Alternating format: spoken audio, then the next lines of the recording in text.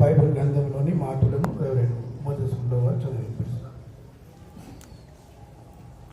పరిశుద్ధ గ్రంథం నుండి 121వ సంకీర్తన మొదటి నుండి చివరి మట్టుకు చదువుకుందాం. కొండల తట్టు నా కన్నులెత్తుచున్నాను, నాకు సహాయం ఎక్కడి నుండి వచ్చును? యెహోవా వల్లనే నాకు సహాయం కలుగును. ఆయన భూమి ఆకాశములను సృజించిన వాడు. ఆయన నీ పాదమును త్రొట్టిలనీయడు.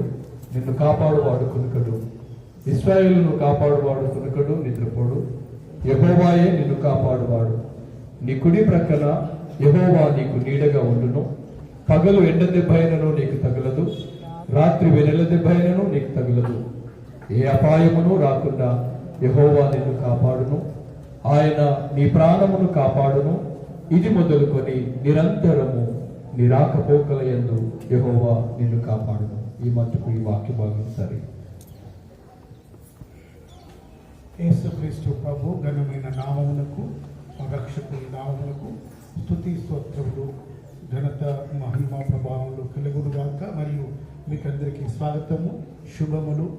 ఈ గణతంత్ర దినోత్సవ యొక్క శుభాకాంక్షలు.